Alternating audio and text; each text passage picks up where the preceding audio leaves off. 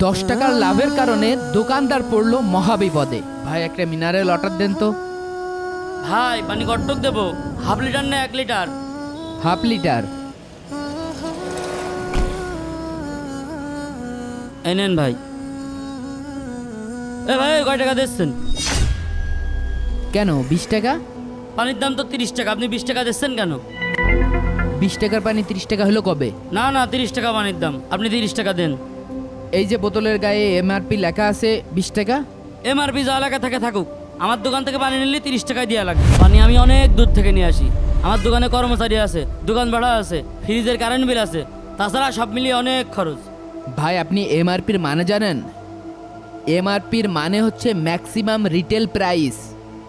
এর মধ্যে VAT, tax, দোকান ভাড়া, কারেন্ট বিল সব কিছু ধরা হয়। এর বাইরে যে এক্সট্রা আপনি তো 10 টাকা চার্জ করতে পারেন না, এটা তো নিঃসন্দেহ অন্যায়। ধুর ওসব নীতিকতার আইন মাইন আমার শেখায় না তো ভাই। ঠিকই তো এই পানি ফেরিতে 40 টাকা দিয়ে কিনে খাবেন, 5 স্টার হোটেলে যে খাবেন 100 টাকা দিয়ে, আর ওই এয়ারপোর্টে যে 150 টাকাতে যখন কিনে খান তখন তো একটা কথাও কর না।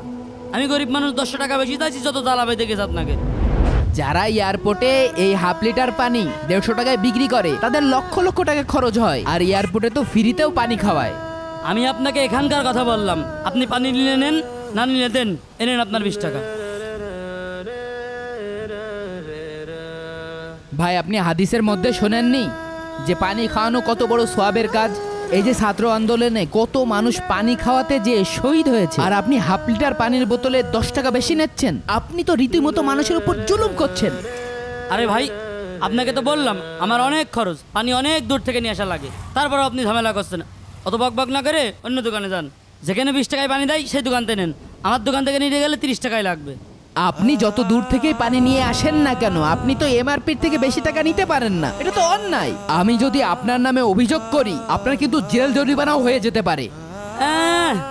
30 টাকার এক পানি বেশি আমার তুমি জেল খাটাবা?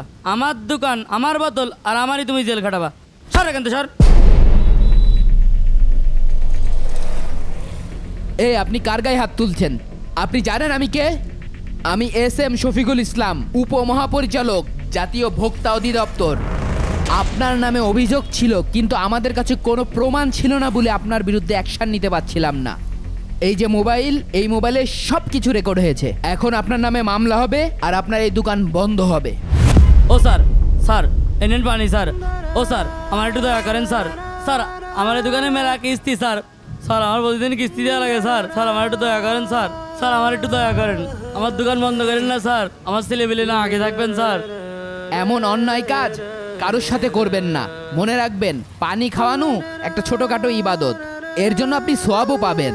তাই কোনো ইবাদতকে ছোট মনে করবেন না, কারণ আমাদের নবী করিম সাল্লাল্লাহু আলাইহি ওয়াসাল্লাম বলেছেন, পানি পান করানোর মতো অধিক সাদকাপূর্ণ কাজ আর নেই।